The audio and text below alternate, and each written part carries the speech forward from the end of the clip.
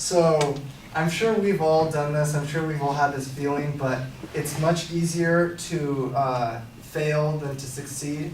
And in that sense, a big aspect of failing, there could be so many reasons for failure, but one reason is you're trying to please everyone. So the quote I have is, I don't know what the key to success is, but the key to failure is trying to please everyone.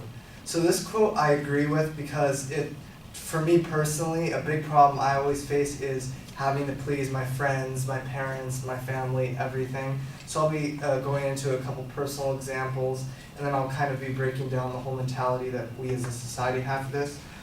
There is just but one aspect to this quote that I have to disagree with, and that's the guy who coined the phrase and incorporated it into his life, and that's because the man who said this was Bill Cosby.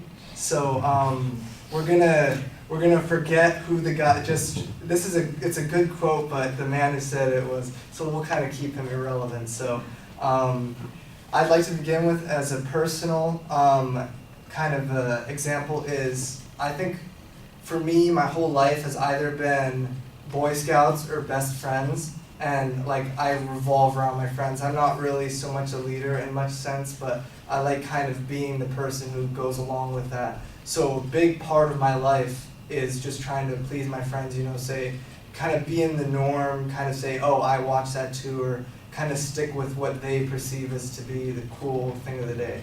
And in a sense, I wouldn't really call that a failure for myself, but it's just kind of a way of life for me. But I can see how a lot of like celebrities or even like sports heroes could see that, because rather than working on themselves and how they should better themselves, they're working about their public image, how they can keep their body to other people's standards rather than themselves. So that kind of degrades who they are and what they mean to themselves, and kind of become an idol for someone else. And it really is like an exchange. It means rather than you being for yourself, you're someone else's, I don't want to say property, but someone else's like possession.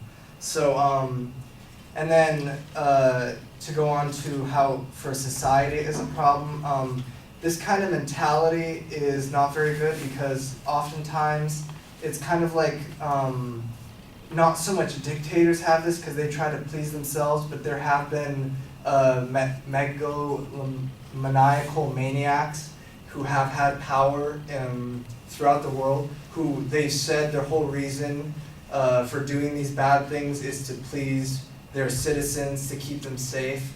And kind of a lot of people will do bad things, like the guy who said this. He'll use this excuse that he was just trying to make people feel happy or that, but we all know he did some other bad things. So you have to make sure you see see the fine line where it kind of goes between what is pleasing someone and what is, ruining someone's life. So just to touch up, you can succeed and kind of be someone who pleases their friends. You don't have to, it's not so much as a failure, but it's just how you perceive it, and it's how you decide to live your life with this aspect. So thank you.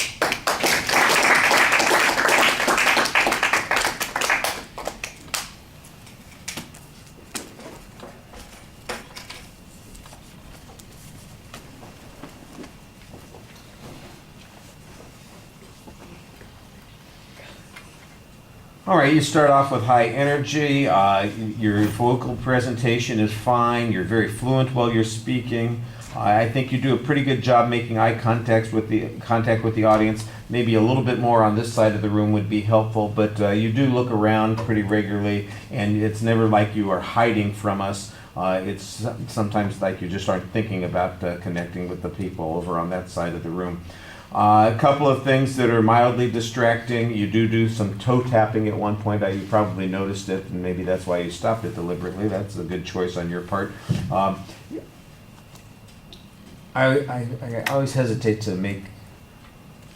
It's an easy reference for people to know what I'm talking about when I make these comparisons. You got T-Rex arms. Yeah, you're kind of up all the time, you know, your arms are always up, bent at the elbow, and I think you need to kind of relax a little bit sometimes. I mean, once in a while you put your one arm down, and in fact you actually had your hand in your pocket at one point. That maybe is a little too casual, but most of the time it's, I got the topic up in my hand, I'm going to keep it up there. You don't need it up there, you keep looking at it. I think if you had the topic out of your hand, you wouldn't be doing that as much, and it's just a habit because I got a piece of paper in my hand. I got to have it someplace close to me, and you don't need to. You can relax a little bit, and you would look a little bit more confident. But your voice is fine. Most of your posture issues are good. I think you're doing a good job on things. So it's a minor quibble. It's just something that now you're going to notice it when you watch your video. You're going to say, "Yeah, I see what he's talking about." Okay, thank you.